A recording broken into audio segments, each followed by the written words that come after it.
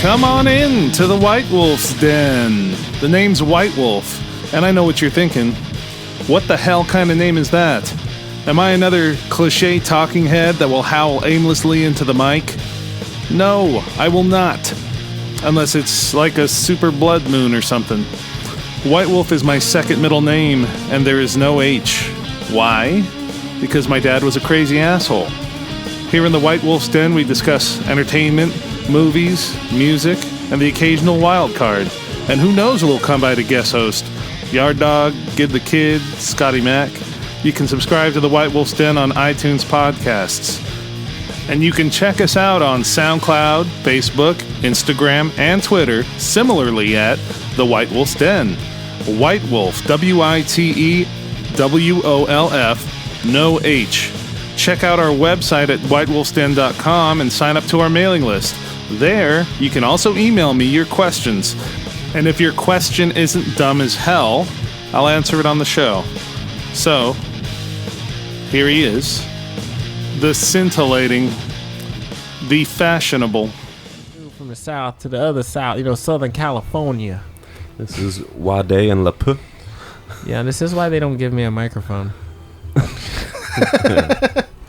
Somebody did. This idiot. Oh, shit. It's going to take like 30 seconds before he starts beatboxing. I was literally just about to do that, and then you said that. See, I'm going to restrain myself. Good. Start the whole thing over. No.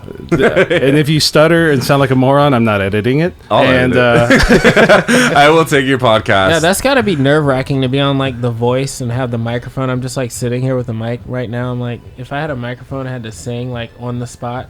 Like I would feel like like what I do. Like what I do every time we play a show. Yeah. That's a good weight impersonation you just did there. Yeah. No. So here we are. We're on the Witewolf's Den. And for those in the room who don't know why I'm White Wolf, I'm not like copying Wolfman Jack and like how many fucking voice jockeys are wolves and howl for no fucking reason. But White Wolf's my middle name. Okay. There's no H in it.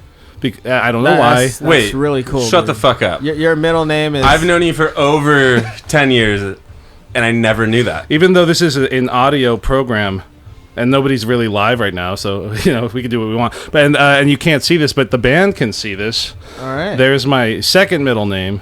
Oh wow! He's for real. It's it really is White Wolf. So LP, really former drummer of Yellow Card, can attest that. Yes. My middle name is White Wolf without absolutely. the H, and who knows fucking why. I always start my introduction by saying it's my dad, probably, because he was fucking psychopathic. But anyways. Are you just Italian? No, I'm hey, I'm the interviewer here. What the fuck are you asking questions? I don't know. I don't know. I don't know what to do. No, I'm just kidding. I'm just kidding, dude. My mother is Italian and German, but her dad was Italian and Russian. So it's like, but her dad married a German lady, and then on my dad's side, he's Dutch and Italian. Right. Yeah. So was it like Witewolf? Witewolf? No, he's fucking. He was. I got pictures. He was a heavy metaler and I'm shit. just gonna name my fucking kid White Wolf. By the way, I like it. I like it. It's been a good thing for me. Yeah. My name's Patrick. You should own cool that. There. I would own that. I am. Dude, what am I doing? Awesome. I know. I'm doing it. Yeah, it's happening. Awesome. This is me, by the way. Yeah. On my shirt, doing karate. I made this at the mall. See that's cool. That is cool. I would buy that shirt. I'm gonna sell. That's good. Hey, and that's a segue to our first commercial. So no. No, but I am gonna I'm gonna mass produce this, and then it will be available for big people too, because I'm a big guy, so I'll have some 3X's in there. And I know I will never wear that fucking shirt. You will never wear it? No. You're a fucking liar. You're a fucking liar. I know you will. Yeah, because you've seen you wear dumber shirts, like the fucking shirt you wore at your apartment when Sam was over there that you got at Target that barely fit. Oh, that's a tough one. Which one was it? All my shirts barely fit now. All right. Okay, so anyways, who are these people that I'm talking to here? I haven't mentioned one of them. So this is, today we're here at the Viper Room. It's March 29th. Mm-hmm. May? March. I don't know what day is it? It's March 29th. There are a couple bands playing tonight. Bat Farm is opening the whole night. followed by Secret Social Club, and then there's I don't know, is it Aegis? Is Ages? Aegis? Yeah, it's spelled Aeges. And then there is Frankie Perez with FXP is actually the act with starring Frankie Perez. Awesome dude. I was doing research on him, and I'm going to sound like a stupid asshole because I'm supposed to do the research and pretend like I didn't and just know everything. But he was in Apocalyptica. He's in Apocalyptica now as well, I believe. Yes. He's the singer for that. But and then Apocalyptica was that awesome Finnish cello band that was covering Metallica back in the day, and I remember finding them in college. Yes, and I had them in my fucking car all the time. It's definitely going to be an exciting show tonight. Yeah. Sure. So I'm here with Secret Social Club. But one of the reasons why is because I know my friend Wade. I've known Wade for you said 10 years. Over 10 years. Yeah. I was actually thinking about last night. Yeah. We met one night and we had just met and we were hugging and there was a kiss involved. Yeah, I'm pretty sure you slept in my bed that night. Yeah. No, I met Bobby on. It was St. Patrick's Day. It was St. Patrick's Day, and it was like 2006 or 2007. Yeah. So over 10 years, yeah. You were wearing a Ninja Turtle shirt. I was wearing a Ninja Turtle shirt. You had these long, luscious gold locks of hair. Which they've fallen out. All my gray hairs that I'm getting are just falling out, those bastards. Me too. I'm getting it on my face now. Yeah, me too. Oh, it's a non-stop plucking event. I mean, I don't pluck. They jump out. They're gone. The hair is leaving. So now I got to figure out some type of angle if I ever have to be on a stage again. Besides also losing hundreds of pounds, I have to figure out what to do with this. Because, Kiss, I'm sure they wear wigs too. I'm not trying to get sued by Gene Simmons. I don't think that's all him when he's on stage, Yeah. I'm taking a wild guess here. It's no telling with those guys. Well, they probably found a way to create a... who knows? Yeah, so I'm going to have to probably wear a wig and maybe do some type of makeup. I'm not going to get plastic surgery because that doesn't work. I'm just going to say this right now. Living here my whole life, they look like shit. All these fishes and these... I'll look like the catfish. That's the one I'm going to get. And they just fucking shove their face back. But anyways... it's true. I've digressed enough. Okay, I said Wade. So tell us about yourself, Wade. My name is Wade Fitzgerald, and I sing for Secret Social Club. All right. It gives us a history, too. What your music past has been and... Oh, man. I was in a band called City by Storm for about 10 years. We were just a local Orange County punk rock band, but it was super fun. I love that band. I'm so proud of everything that it did. And, I don't know. I just, I've been playing music since before I met you and started off playing drums and guitar, then bass, then... Eventually, I just got sick of carrying shit to gigs, so I just started singing. And tell us about also some of your musical influences that led you to play the music you play. Oh God, yeah. I mean, hands down. I remember being in third grade. My favorite bands were the Aquabats and Blink-182, and I remember all of a sudden, Enema of the State came out, and I found out that Travis Barker from the Aquabats was Blink's drummer, and from then on, it was just all about Blink, everything Blink. That's awesome. Yeah. And then LP, tell us about yourself. My name is Longineu Parsons III. Actually, let me scratch that. Okay, I'll delete that. Yeah, okay. No, I won't. No, I'm LP3, Longineu Parsons III. My bands were Yellow Card and Adam Lambert. I've done a lot of touring. I linked up with Wade a while ago. Yeah. LP and I met. I was managing the studio in Santa Ana, and LP was in Yellow Card at the time, and he was playing this place called the Observatory right across the street from the studio I was at, and my band's drummer at the time was taking lessons or something from LP, and so LP came to the studio, and we went to the Yellow Card show, and then we came back after. It's probably one of the coolest nights ever, but it was you brought some guys from, I believe, NoFX of Mice and Men. Mice and Men was there. Steve was there. Steve. Steve. I forgot. I've known Steve for almost 6 years now too. Steve was there the same time I met LP, our bass player. I met Steve too, and I completely forgot about that until now. That's awesome. And we this has been like a blessing as far as my ears are concerned. Playing in Secret Social Club has been just amazing. Just the music we've been dishing out together, the way we come together and write. It was just meant to be. In the past, a lot of times, with my previous bands, either the music was already done, or with Yellow Card, we would write together, but it was never really, like right now I could say, like, we're all friends, we're in a room, we record, we write, it's all organic. That's great. I was going to ask how do you guys, what's your method when you're writing? Like, so I would, Yeah, it's cool. It's the easiest. This is the easiest band I've ever been a part of in my life. I mean, just the writing process, which, as you know, is like 90% of it. You have to write a good song and get everybody on board with it. And I'm going to say right now that Matt Good, our producer, developed the sound. Basically, it came down to, we were recording with these guys in England, and we were doing this metal project called Some Devils, and Andy was a part of that. And we went out to England, came back. The songs were rad, but they were all heavy metal songs. And then we were getting ready to go back out to England, and the guys that were recording us basically told us right before we booked flights, oh, by the way, if you want to come out here, we're going to charge you more money than last time, and we just couldn't afford it. Yeah. So I remember when you were doing that. Yeah. So my buddy Sam plays bass for Asking Alexandria. Yeah. Although you had another motive to go out that way, anyways, because you're lady, right? Or am I wrong? To Ireland? Oh, I mean, yeah, she was our. So you were going to England, but then you'd probably double back and get to see your lady. No, actually, oh god, I don't even know if I could talk about it. Well, it's not. No, it's a funny story. So. Well, do whatever you want. And anyway, if it sucks, I'll delete it. Let's put it this way: it was a very important day for Kat and me, my wife, and Kat was already living here. Yeah. And when I went to England, it was actually our first anniversary, and I left for England that same day. And I completely forgot about our anniversary. So Kat was actually here in California while I was in the UK. No. So big asshole move. Well, in light of this new thing, then you should do something for her now, even to make up for that, if you haven't already. I don't know. I think I'm pretty kick-ass. Okay, cool. Yeah. Just get her a flower or something. Just for fun, just for no reason. Yeah. All right. That's actually a really good idea. Yeah, just for no reason. I might even do that with my wife too. That's right. I'm gonna do it with my lady. She's maybe I'll actually go on the trip with her to San Diego this weekend, because I was like, I think I'm gonna stay home.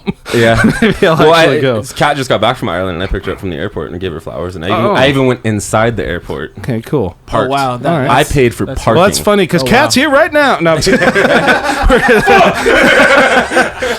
You fucker. Guys, I gotta go.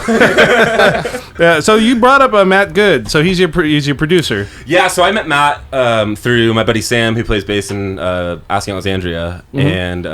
And Sam set us up with the guys in England who are really talented guys, but we just couldn't afford to go back. And then Sam basically called Matt, who was doing Asking Alexandria's album at the time.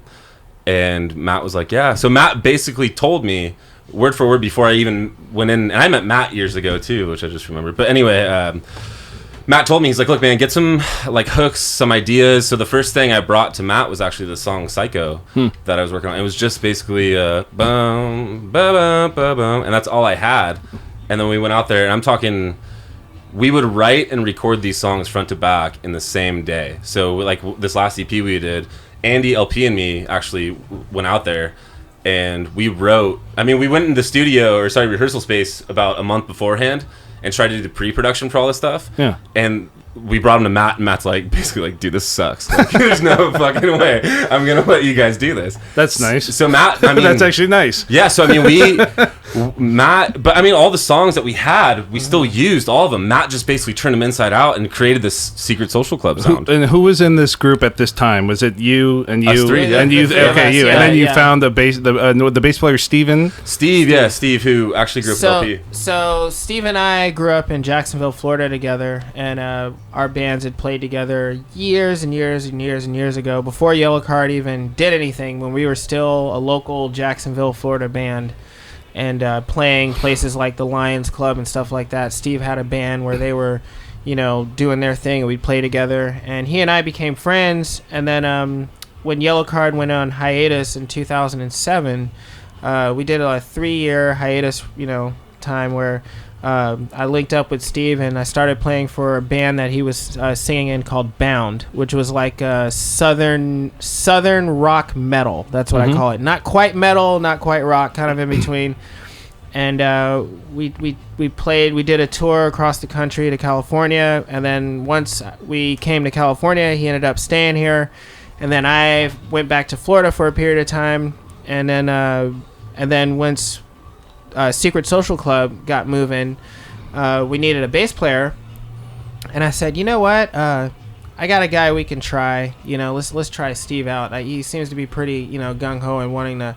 He was following our music before we even brought anything up. He was totally into the whole thing because we were called something else before. We were Fighting with Glass, and then we changed it to Secret Social Club, and he was really digging it. So when I brought him to the group, we all fit perfect. It was like the perfect piece to the puzzle. He had his playing, his singing, his look that we just loved, and it fit in with what we were doing. And he's just a really good dude. Yeah, he's just a really good dude. We're all really good dudes as far as the atmosphere of the band. And that's huge. When we sit in a band room together, we're not thinking of it as that we're at work. It's like, oh wow, we're having some fun. This is great. Well, yeah. Oh, by the way, it's work. The craziest thing is like we were even talking about. I don't think any of us really realized this till after. But when we played Vegas, our first show was January 25th. Steve's first rehearsal with us was like January 10th. Like we were only in the same room together, all four of us, maybe twice or three times before we played the Brooklyn Bowl, and it was like insane. I mean, it was just, I don't know. There's something about this band. I mean, you play music, you know how important relationships are. Well, yeah, and even if you look at like the Beatles, everybody says, oh, there's a lot of friction going on, but at the same token, one of the things that made the Beatles work was they showed up with their songs, and they all played their songs, and there was no real ifs, ands, or buts. It's like and that's what made it cool. Yeah, and that's what they were so dynamic. You had John Lennon was like the rocker, like the hard. He came at you, with the heavy, dirty blues, and then you had Paul McCartney had those fucking beautiful melodies and ballads and stuff, and they just did it. And one of the biggest problems I've had with bands, well, the number one, besides there's always some fucking dick face who makes it really hard. It's also just like, well, I don't want to play that. Yeah. I don't want to. It's like, well, why the fuck not? Yeah. It's like, well, just write everything you can. Write as many songs as you can. And what if it doesn't work for you? What if you sell that shit to some other band too? Yeah. So it's just been really hard. I think that's the coolest part about what we're doing with Matt is nobody has enough time to get emotionally invested into anything that we do. And like, there's no point. So like, when we get in there, I remember when LP was doing drums, it was like, hey, try this. And it was never like, well, I don't want to do that. It was like, fuck, yeah, okay, cool, let's try that. And that's what's up, dude. That's how it's good. I think it's, and that's why when I first saw you guys, that was your first show together? In California. No, Vegas was first. Yeah. That was your first show in California. I was like, they seem like great guys together. I mean, as you can just kind of tell. We're just so tight, man. Yeah. I mean, just as far as like friends, it's just like these dudes, ever since we started this band, it's like, these are my best friends now. It's like, I don't talk to anybody else except for you. Yeah, you can call you. Well, I try not to be a dick face because I would love riding coattails, dude. That's like one of my favorite things. I got a foot on like 7 of them. Actually, it's funny. All the Paul McCartney talk. I actually have a funny story about that. Ooh, the Sunset Marquis Hotel? I do. So I used to live down the street from the Sunset Marquis Hotel, and I used to walk my little Chihuahua up and down. That's where I used to walk him. Sure. And one day I'm walking up the hill, and I notice, there are all these paparazzi, and everything. And, I'm not really, I respect the Beatles, and et cetera. I'm walking up the hill, and, I'm looking at all the paparazzi on my right side, and then not paying attention really to what's happening down, where my Chihuahua is. No shit. So I'm walking up and looking at it, I'm like, hey, what's going on? What's going on? And the car had just pulled up. It was a white Bentley. And I looked down. John Fogerty. No. I looked down. I looked down, and Falco, which was my dog, was peeing on the Bentley. Oh my god! And the door opens, and out comes Paul McCartney, and a couple of others, and I was just like, I'm so sorry about this, sir. And he was like, no, it's okay. It's all right. I'm like... Because it could have gone two ways. It could have been a good thing like that, been a good thing or he could have just like had you banished from the planet. Because I think he has that kind of power. Oh yeah, no, absolutely no. Sir Paul McCartney, Sir Paul. That's pretty cool. Yeah. Your dog pissed on his car. Yeah, that means you own it. Didn't even have to pay for it. That means you own it. Yeah, and you know what? And he was actually cool about it. He was actually really cool about it. He reached down and pet Falco and Yeah. What everything. the fuck so. else is he gonna do when there's a group of 100 people right staring at him? Yeah. And instead he's probably going, "You if he just motherfucker." like he's like, you're lucky. In England we shank people like that for Yeah. things less than that. My only Paul McCartney story, and I'm not a story topper, but I was at Saddle Ranch and I saw him across the street at some hotel. Cool. That's it. No, I'm just kidding. I don't know. That's a really cool story. Not a story topper. That was totally honest. But anyway, that's pretty awesome. Any other Paul McCartney stories? Oh no, that was it All for right. me. I pretty much walked home and I was silent the whole way. I was like, oh, I can't believe that just happened. That's incredible, dude. I would have sat there probably and reflected, maybe read like some philosophical book to try to get back on track. Yeah. But I have a similar story about Kevin Bacon, but it's not. for real? Yeah, I called him You Footloose. I thought you were gonna say you peed on his fucking car. No, he was making out with his girlfriend or something outside the whiskey, and I was walking out. My band was playing the Roxy, and he's making out, and I was like, "What's up, Footloose?" He looked at me and goes, "Fuck you." That's great. It's a cool, yeah. Hey, if Kevin Bacon, if All you ever right. want to call, it's whitewolfstan@gmail.com, and you can reach Wade here, and Yeah. we would love to have you on the show. So anyways, back to Secret Social Club. What would you say you guys' genre is? I don't know. I keep calling it like arena alternative because I hate saying rock because I think of like Nickelback but What's wrong with Nickelback, brah? you know what? I don't know. I honestly I don't know. Yeah, I think they're no comment. Actually, No, I don't want so- to say I like Nickelback. No, but you don't want to. Well, you've already done both. You've said you Yeah. like them, but you don't. But Actually, you know what? they're heavy, man. They're You know, heavy. when I toured with Nickelback, and they covered 6 Pantera songs back to back, and I was like, Things- every night, a lot I of- was like, Yeah. hell a lot of people yes. don't know about that. Let me put it this way: my mom bought a Nickelback album, Yeah. and I was shocked on how heavy it was. Yeah. I'll say that. Well, so what if you were gonna say like as a band your influences? Let's say like what do you think? What bands do you think you would compare to yourselves? What is the meld of the band? You know what? I don't know. It's just You guys have your own thing. yeah.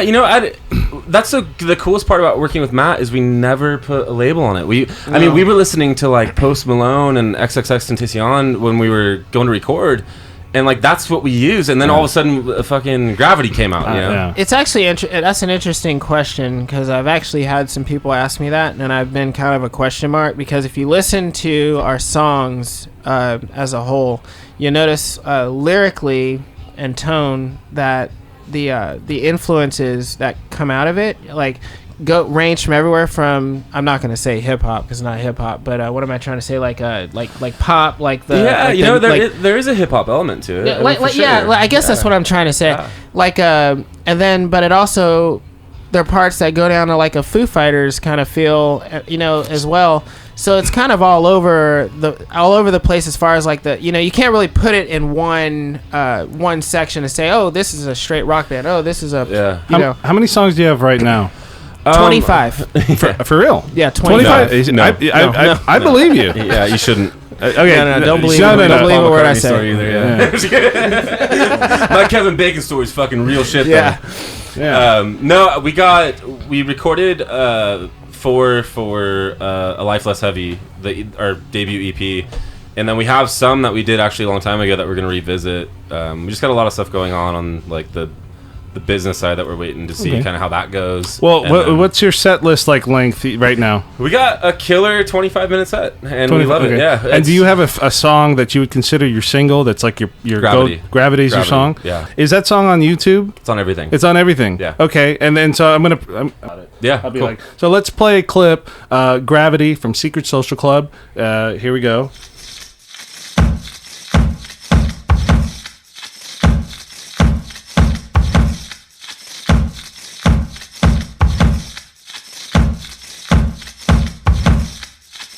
Got nothing to hold and no one to love.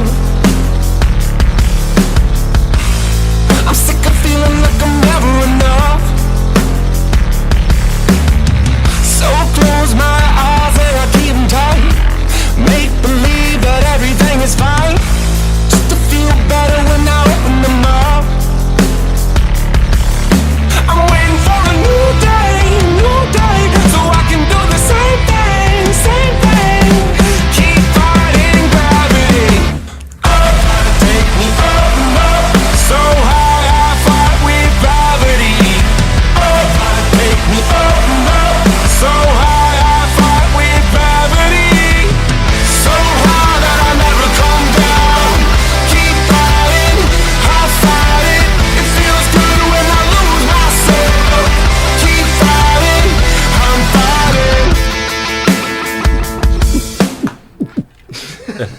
So can you tell us about about Gravity and like what it's about if you want to? I'd love to. Yeah, all these songs are. It's crazy because all these songs they're probably lyrically the best lyrically written songs I've ever done, just because they mean so much to me. I mean, this EP is song after song. It kind of takes you down this little trip that I was going through mentally, where Gravity was actually supposed to be this kind of like dark song. It was just supposed to be a darker song. It was supposed to be a lot heavier. And then all of a sudden we came in with Matt and it came out this kind of like bright, happy song. But it's actually like, if you listen to the lyrics, it's gnarly. I mean, it's a dark song, but it didn't come out that way. So I love that. That's why I love that song, I should say. Is that going to be the opening track of your album? Do you have an album? I assume you're working. I know it's just it's a weird time in music, right? It is, yeah. I'm totally happy with our EP. I mean, we put it out and we play that, and then the song Psycho that we have, and that's our 25-minute set. And I'm when I first met you, I'm a guitar player, and when I first met Wade, I was playing with this friend of his. We'll just call him Travis. And I was talking to people because I saw that when the iPods came out and the iPhones came out, I'm a big fan of albums. When I was younger, I used to get like Megadeth and the first Megadeth. Oh, Counting Down Extension was one of my favorite. The first one I got was Rust in Peace, and that's the hell first yeah. one I heard. But and you would put it on and you'd listen to the whole thing. And Napster came and iPods, and we were kind of oversaturated with so much at once. And also, when people were able to just carry the things around, they made mixtapes and playlists that were like 80 different songs. And I saw things. I said, dude, it's like a different world now. It's not really about albums. And that was like 10 years ago. It's about songs. It's about singles. It's about also. You don't even have to have singles that are the same genre. You could have a song that, even though if it's you guys with a country twist. It's you guys with a blues twist. So it's like, that's what was happening 10 years ago. It's still kind of going in a certain way. Do you guys, you are very marketable. You're into marketing and stuff like that. Have you seen any trends now? And you too, you're in the mix of like music business. What do you see any trends now? I could say for bands that kind of where we're at, for sure. But bands like Asking Alexandria is getting ready to go do their another full length album. You know? But bands like us, I think just my own advice would be, you're crazy if you're going to spend all that money to go do an album when you can go get interest doing a single. That's all it takes sometimes, So it's almost better to put the money that you have for 10 songs and put it into 2 or 3 of them and see where that can get you. So something I've been talking about with some friends of mine. I have a friend, his name's Troy Smith, and he works with Godsmack. We did the last Godsmack music video, Bulletproof. I was in it, climbing a ladder with my fat ass hanging out. But he was a music video director back in the. He still is. New England, right? Who? Godsmack? They are. Yeah. And Troy.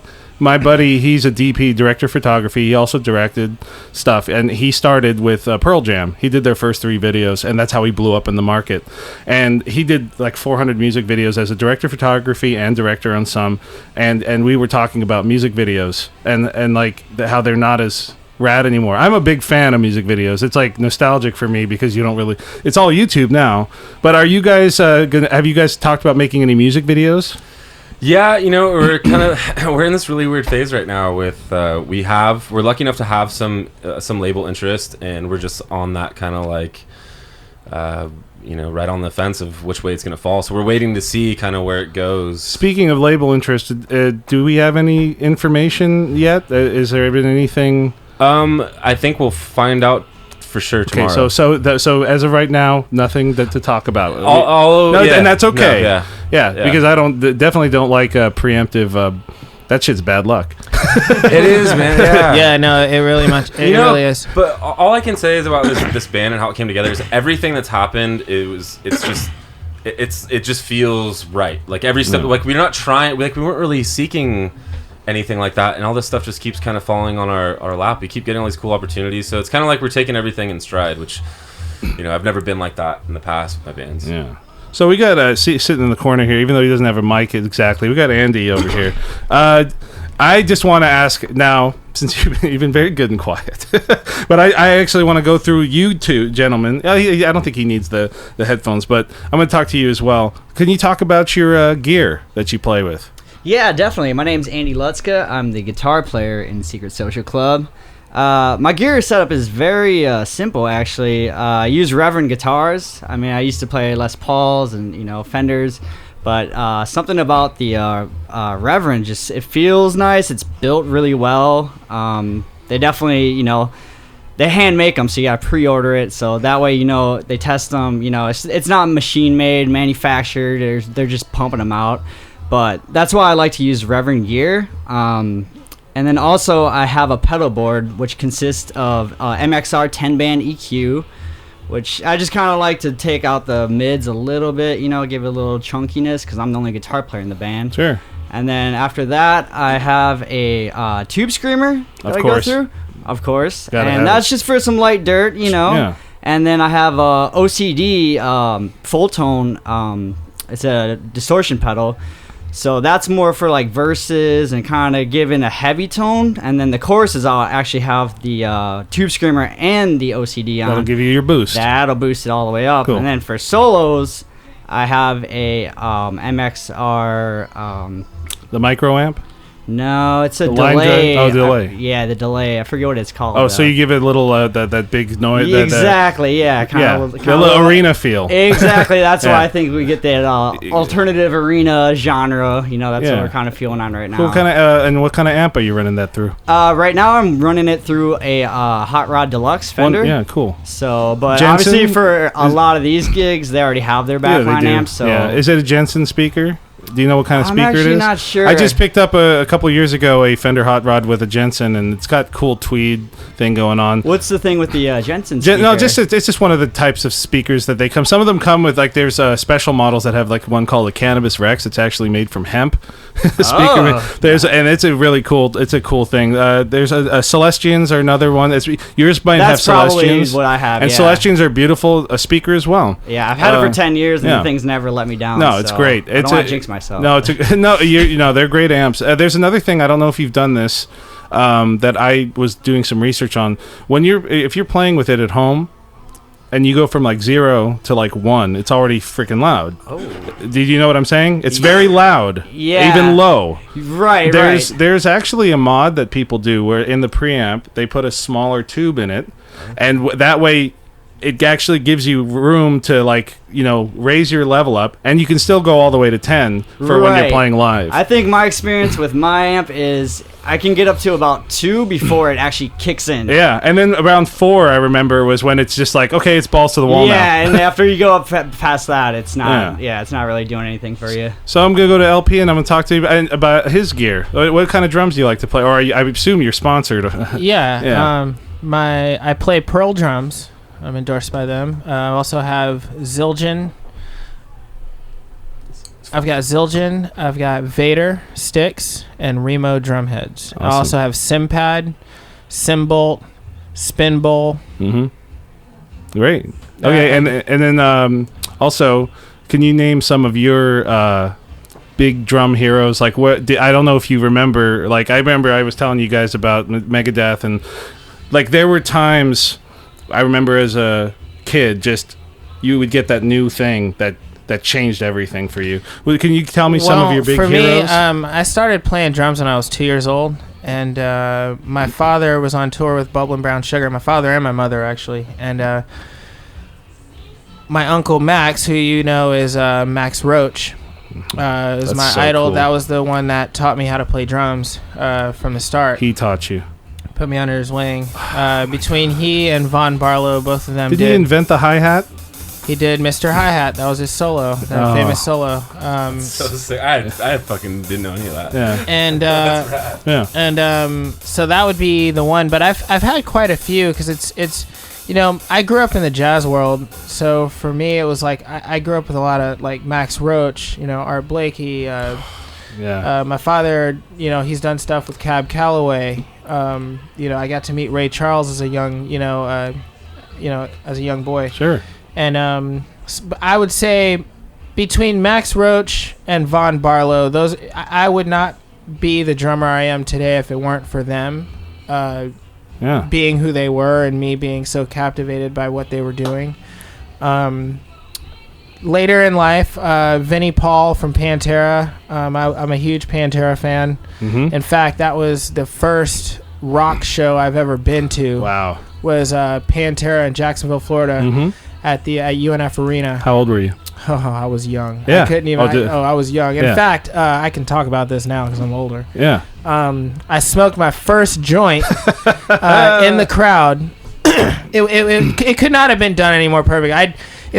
Coming from the jazz world, anyone that knows, about jazz and how those shows are different from rock shows, I went from playing or seeing shows that were like 100 people, 200 people, and it's like, that's a great night, you know what I mean? And then here I am, I was probably 13, 14. Yeah. And I'm on the floor at UNF Arena. Like I ended up with these floor tickets because my godfather, Billy Pope, he was like, here, I have 2 tickets to go see Pantera. Do you want to go? I was like, okay. Do you remember in the paper years ago, it was called Columbia House? Yeah. I used to have that. And it was like 10 cents, and you got like 10. So I did that, and I went by the picture because I didn't know what anything was. I did the same thing. I ended up picking up Stone Temple Pilots. Me too. I got a Core. Yeah, that was the one I got. Yes. Yeah, from.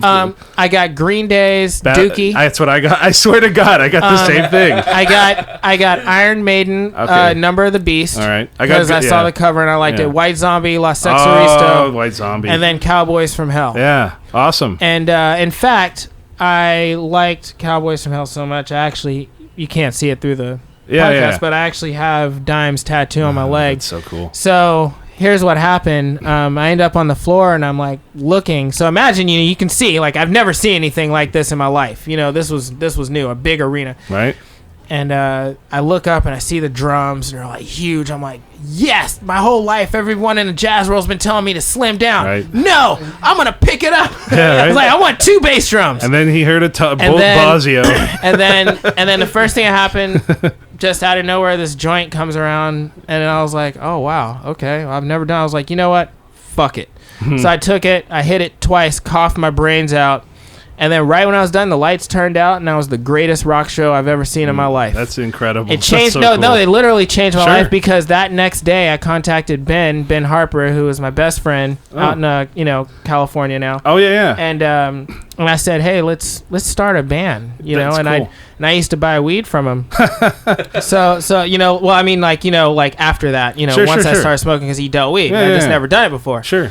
So I was like, okay, I'm into it. Let's do it and jam. This is cool, and that started from that. And Dime, I always felt like was, I know you said drummers, whatever. I don't care. Just whatever influenced you. As crazy as this is gonna sound, I'm gonna actually say Dime, because before that I was playing jazz, and the aggressiveness in my playing didn't come out yet. Until watching Dimebag play his guitar, because as a drummer, I what am I trying to say? I connect a lot with the rhythm. Well, he was very. They were all amazing. It's a rhythmic band. It's all rhythm, and the energy and everything was great. Beautiful, dude. They were jumping all over. Oh the my place. goodness, it was. I'd never seen anything like it in my life. My friends are in a band called. Oh God, this is gonna be bad because I just had my brain blanked.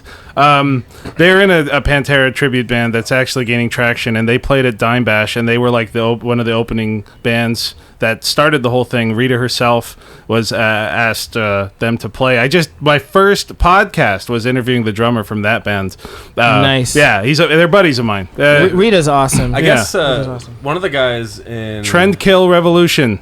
Before I fucking don't remember. That's awesome. That's their band's name. Remember that. Let's check them out. They're awesome. And the singer Luis Delgado he has fucking gargled fucking rusty nails. He can kill it all night and scream. On a side note, just to respond to some of the stuff in his story, my first concert was Guns N' Roses, 4 years old, at what it was Irvine Meadows. It was a family friend bought me, my mom, my dad, those tickets. My birthday's July 4th.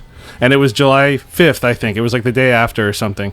And they took us there because my dad used to blast that shit in the car, and I loved it. And I loved Axl Rose and stuff. That was like my first concert, and we were in the grass. I'm so jealous you got to see Guns N' Roses, dude. In 1987. The one time I got the opportunity to go see him, Axl didn't show. Yeah. I saw them also recently at the Staples Center when I came back from some trip. That's another story. But I was like dancing with my mom at like 4 years old on the grass, and I remember Slash vividly putting the guitar over his head and playing behind his back, and it fucking blew me away. My dad was a rocker, and I'm super happy that he got to get me into that. Oh, on another side note, connection to Pantera. So my first Pantera album was Vulgar Display of Power. It was a choice between that and Cowboys from Hell, and I didn't hear any of them. I went just from the picture of the album, and my buddy told me that because I was into glam metal at the time, he said, I think Cowboys from Hell would be an easy transition for you to...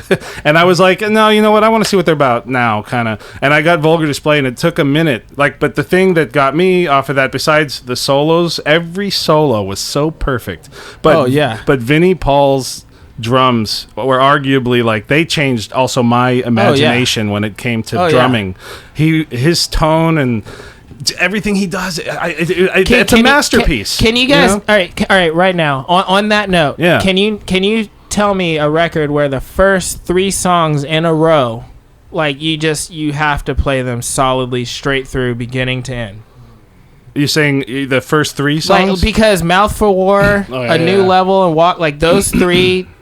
I mean, that was like Mouth for War when I first heard that. So when I got there was I'm sorry, Far Beyond Driven. Did I say Far Beyond Driven or Vulgar? Vulgar. Okay, so never mind. I'm sorry. Far Beyond Driven was the first one. Then it was Vulgar. Then it was Cowboys from Hell. Far Beyond Driven. So to me, it had that first song. Strength Beyond Strength, which is punk, very punk, and with the thrash and metal, and those punk drums were fucking intense, dude. Shredding, and then Becoming is that's one of my favorite double bass riffs right there. That little fucking rhythm is with the feet, incredible. But yeah, so that's when I got into Pantera.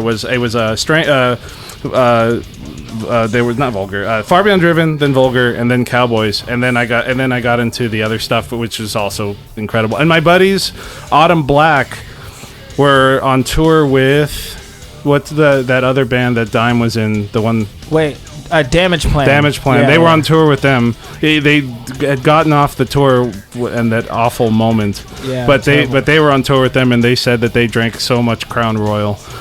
They had to have cases of Crown Royal. So the night the show I'm telling you about, the first time I saw him, that was the night I got held gunpoint in Jacksonville at the Landing, and they took all my memorabilia from that night. So I had like stuff from Dime signed, like guitar pick, like everything, a Polaroid from Dime and I hanging out backstage. And on my way home, I was being nice, and this guy asked me for money, and I was like, you know what, sure, and then he pulled out a gun and took everything I had. I ended up walking home that night, actually. I'm sorry, man. No good deed goes unpunished. It's really hard. And it's I lived in the South for about 3 years. And what year was that? Oh, I had to be 14. What do you remember what year that was? I mean, I don't know if you want to say your age. I know how musicians. You're 26, right? You're talking Eternally? You're talking like upper mid 90s. Yeah. I just remember when I was in the South and Katrina happened, and it displaced a lot of people, and there was a lot of mega crime that was like happening even more so than probably at that point or whatever. I guess maybe either way, that's really tough, man. Especially that's like irreplaceable. It's irreplaceable. No, it really is. But you know what though, I still have all the memories, so that was cool. Yeah, and that's awesome that your first show was Pantera. I saw them in around 2000. I think it was Ozfest. It blew me away. No, that was my first rock show. My first show was Miles Davis. So I got to see him when I was 5 years old, and I saw him again when I was 10. Did he really say that to Barbara Bush? You know what I'm talking about. Which? He said to Barbara Bush, "Why are you at the White House?"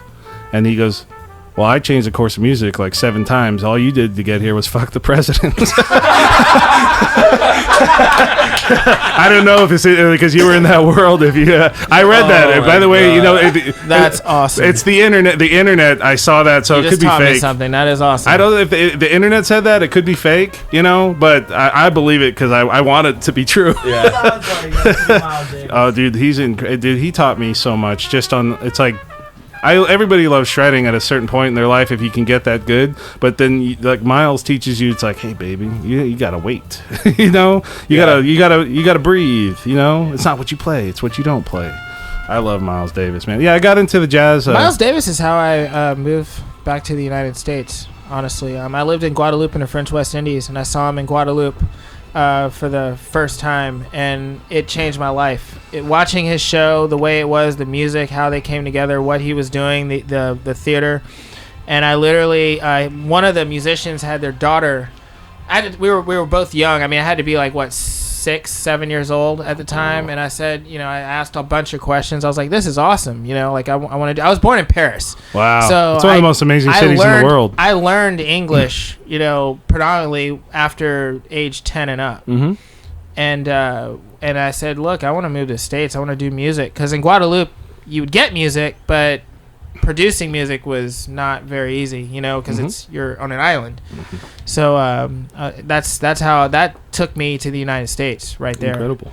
That's awesome, man. You're so lucky to have been surrounded by that. Because to me, I have a lot of friends at USC. My friend, I'm going to name drop. He's not famous. I mean, well, he's famous to me. Oh my God, I need to delete that. My friend Tim Kobes, he works at USC's in the jazz department in performance and production, and he teaches like how to to record at your own stuff and then how to write stuff, and he's in that world, and he kind of got me into jazz and. Fuck, I almost forgot where I was going because I'm insulting him. But I learned through him from seeing him gig and who he played with, and he got me gigs. Music brings everybody together, and if you have it in you and you start playing and you see how people react and you don't have to speak the same language, you could show up in another country and you could even be in the mountains with like some fucking camel dudes, and they could have a little drum and you have a little like a bouzouki, or if you could have a little guitar, and you could talk to anybody in this world. And that's one of the things, like one of the reasons I love music so much, and why I believe music can heal. Yeah, music can heal anything. I believe it. If you're feeling bad, it brings you up. If anything, it brings people together. I agree. Yeah, brings people together. Different languages, anything. So and now Wade, to you. You said Blink 182 was like one of your favorite bands coming up. So there's something special with you guys. You have a manager that's kind of interesting, don't you? Yeah, it's funny because what really got me into playing music was this DVD that Blink-182 put out back in like the late 90s called The Urethra Chronicles. And it was like right when they got Travis Barker as a drummer. And it's this documentary about Blink, and it showed them playing at like Soma and all these like big venues, and it made me just go like, man, I really want to do that with my life. Mm. And I used to fall asleep to that DVD every night, and every night I would see the name Rick DeVoe, and he did that documentary. It was all him that did it. Yeah. And so when we got Rick DeVoe as our manager, it was kind of like a fuck yeah. That's incredible. So rad. And he's just such a cool dude, man. He's just the nicest dude. Because I remember when I first met you and he was telling me about like Blink, and then it's like he's been hustling. Wade has been hustling nonstop in his life, like since I met him, and then seeing him now connecting with all these people that he idolized, like. That makes me super happy because it certainly gives me hope. Have you ever heard of The Secret? Yeah, my godmother gave me that video.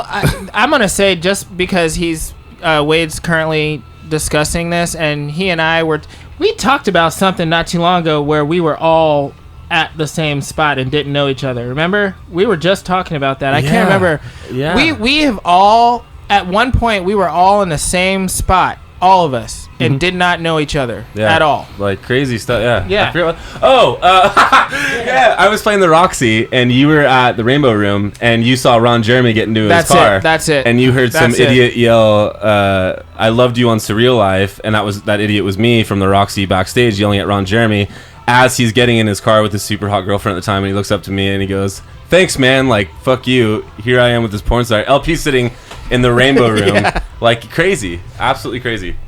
But I do believe in laws of attraction. You know, if you want it, if you think it, if you pray for it hard enough, eventually it becomes your life. I have a feeling, though, on top of it, I remember watching The Secret a long time ago. I don't remember everything exactly in it, but I do. When they talk about life and like things happening, I do believe, though, there are pockets, and it's like, because, dude, you could be doing everything right, and you could be working really hard, and it's weird how sometimes nothing is wrong, and everything is right, and then the next moment, everything shits on you, and you get all these fucked up phone calls. So it's at the same token, whenever you're doing your thing, you have to strike at the right moment when shit's hot, when the shit's working. Yeah, because there's times for some reason, and I don't know. That's true. Yeah, that's all I'm saying is there's times when there's nothing but negative shit, and it's like, and those times I think you got to go in your room and just close the door and just fucking hide. you know what? I don't know. Like, see, I'm one of those guys where a lot of people that I talk to about The Secret, I think they're all delusional. They think if they put a picture of $1 million on their wall every night before they go to bed, they're gonna wake up with $1 million.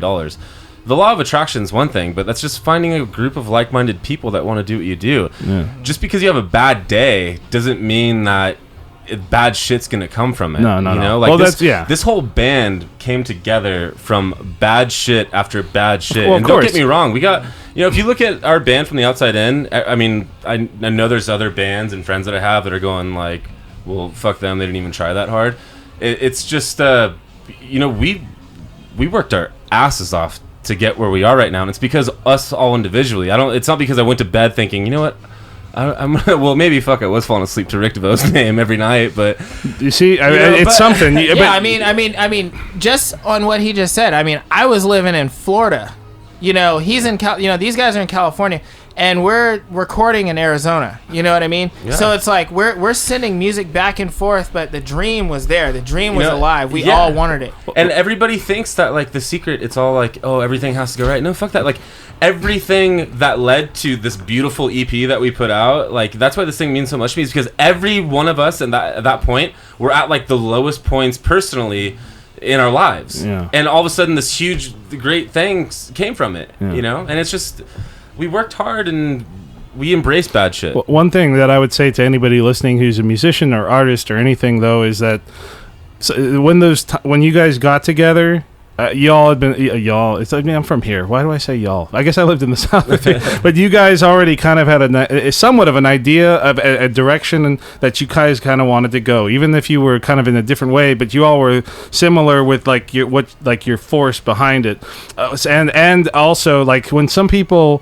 get a chance to, like, say you met each other and you do well on your own, but when you had to pitch it, you sucked. Or some people, whenever you have a chance, whenever you say you're listening to stuff and you talk a lot of shit too, then you get your chance. You better be ready. That's what I'm saying, is like, you better be ready to be on point when you're with really talented people, like when you come together. I think when it's kind of like when you meet your future wife, it's, you don't have to do as much work with it. It's it's like your team. When Wade and I connected, like, years ago, sure, like, it wasn't like let me do some research. No, it was like, okay, all right, yeah, I'm down. Well, you all had chemistry. Chemistry was there.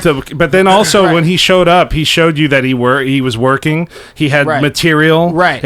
And then he delivered. It's correct. Like, you just got to make sure that when you get your chance to show yourself, that you don't choke, especially too, because that's what I'm saying too. Yeah, and that's the craziest thing is, like, I guess people don't realize, like, being in a band, you just don't go do a record and then start playing shows and get signed. Like, these dudes come to my apartment in Anaheim every fucking week, 3 times a week, and they all drive from North Hollywood, Mission Viejo, Fallbrook. Like, we do what needs to get done every week. But you also probably don't show up empty-handed. They probably been doing a little stuff here and there, right? And then bring it to every time we get in the same room, it's something or cool just comes happened. from it. Yeah. It's like, hey, it's basically, hey, let's get together on Wednesday. Like, we get together three times a week. I'm not even kidding. And it's basically just every time we get together, something cool happens from it. Yeah. So, anyways, like you said earlier, tell everybody the name of your band, the name of do you have the album? You have an EP. Is there a name for the EP? Like, yeah. And then tell them where they can find it. Yeah. We A Life Less Heavy is the name of the EP, and we dropped it in January, and you can find it on iTunes, Spotify, pretty much anywhere that slings music, I think. And then also talk about future any tour talk. What's going on, at least? Yeah, we got a cool group of shows lined up for Florida next month. Actually, we're playing Jacksonville. We're going out for the Welcome to Rockville festival, but we're doing the official pre-party for the festival, which will be fun with one of the people playing the festival. So we're playing Hotel Palms, an acoustic set on April 28th, I believe, then Surfer Bar in Jacksonville Beach on the 30th, and then 1904 on the 2nd. Second, yeah. Cool. So those are all Jacksonville. And then the day we get back, I don't know when you're putting this out, but I'm going to try to put it out in a minute. Cool. What I'm going to do is really quickly, I'm going to insert that song. I can even say this. I don't care if they hear it. You know, who the fuck are they? They were listening. You know, I'm actually excited for the show that you're about to announce. Yeah. When we get the day we get back from Florida, literally the next day, we're playing back here at the Viper Room with Powerman 5000, which will be a cool show. Fucking awesome. And I love John 5, man. I mean, he's a guitar hero. He's one of those. He's a guitar hero. Yeah. You know what I'm saying? Awesome. So yeah. And every time their song would play in, Gran Turismo, I would win. It'd give you that extra boost. That extra boost inside to really let loose. Yeah. Yeah, that's awesome. So anybody that you should go check out Secret Social Club with Powerman 5000. And what's the date again in Florida? So the Powerman 5000 show is actually here. It's here. At the Viper Room. At the Viper Room. Oh, there we go. May 8th. May 8th. The Powerman 5000. I mean, come to see Secret Social Club. And then see. It's only us. And it's a 3-band bill, so it'll be a fun night. I'm sure it'll be. But yeah, sold out. Get tickets now. And again, I'm going to release this pretty much now, so that if anybody listens as I throw it out there, then maybe some folks will come and fuck it. Yeah. So so this was the Witewolf Den with Secret Social Club. They're awesome guys. They make awesome music, and they are working hard. So check them out on all social media platforms and all music platforms. Thank you. You have anything else to say? No, man, thanks for having us. This is awesome. Dude, this is a pleasure. This is my pleasure, man. It's good interviews, man. It will make a good show that I think it'll help me out, and if I can help you out, I'll do whatever I can, because you guys, I just remember when I saw your first show here, I was like, holy crap, these guys are legit. They got the photographer too, and then you guys were tight. You guys are very tight. That's a good thing. I was like, wow, there's some production going on over here. So yeah, it's been fun, man. It's cool. been a lot of fun. Thank you so check much. them out. Thank you so much. Thank you. Thank you for listening to the Witewolf's Den. You could find me again on iTunes podcasts, SoundCloud, Instagram, Twitter, Facebook, all under the Witewolf's Den. Without the H, WITEWOLF.